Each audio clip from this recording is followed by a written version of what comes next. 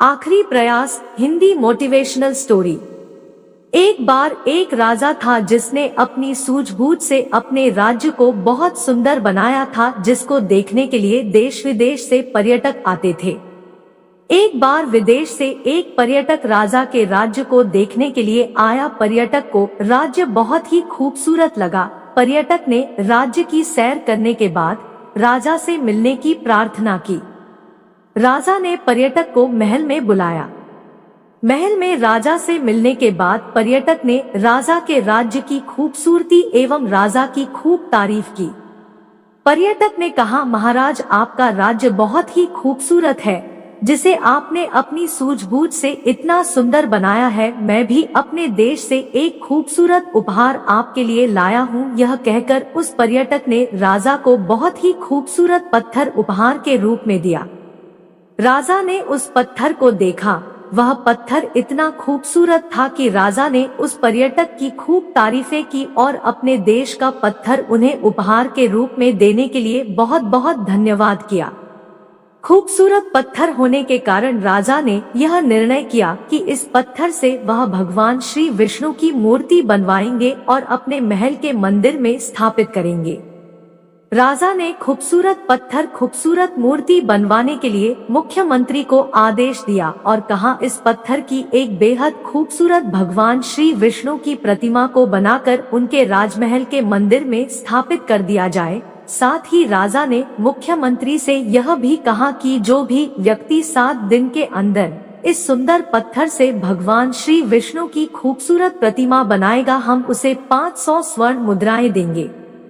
मंत्री ने राजा का आदेश पालन करने के लिए अपने राज्य के सबसे बड़े एवं विख्यात मूर्तिकार को बुलाया और खूबसूरत पत्थर देकर भगवान श्री विष्णु की खूबसूरत मूर्ति को बनाने के लिए आग्रह किया। मंत्री ने विख्यात मूर्तिकार से कहा, यदि आप इस पत्थर को 7 दिवस के अंदर भगवान श्री विष्णु की खूबसूरत प्रतिमा में बदल देंगे, तब राजा स्वयं आपको 500 स्वर्ण मुद्राएं देंगे। 500 स्वर्ण मुद्राएं भेंट के रूप में पाने की बात सुनकर मूर्तिकार बहुत उत्साहित हुआ और पूरे लगन से उसने अपना काम करने के लिए सोचा। मूर्तिकार ने पत्थर को मूर्ति में परिवर्तित करने के लिए छैनी और हथौड़ा लिया और अपना काम शुरू किया। कुछ ही समय के बाद मूर्तिकार यह देखता है कि कई बार हथौड़े से प्रहार करने के बावजूद पत्थर टूटने का नाम ही नहीं ले रहा है। फिर भी वह मूर्तिकार और भी ज्यादा सतर्क होकर पत्थर पर सैकड़ों बार हथौड़े से प्रहार करता है।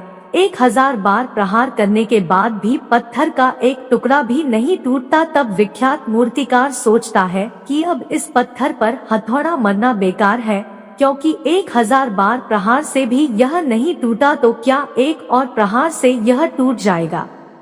अंत में विख्यात मूर्तिकार हार मानकर मुख्यमंत्री के पास जाता है और कहता है, मंत्री जी, यह पत्थर तो बहुत विशेष प्रकार का है। मैंने इस पत्थर पर 1000 बार छैनी और हथौड़े से प्रहार किए, लेकिन यह पत्थर किसी भी भाग से तनिक भी नहीं टूटा था। अब मैं इस पत्थर से मूर्ति नहीं बना पाऊंगा, मुझे क्षमा कर दीजिए।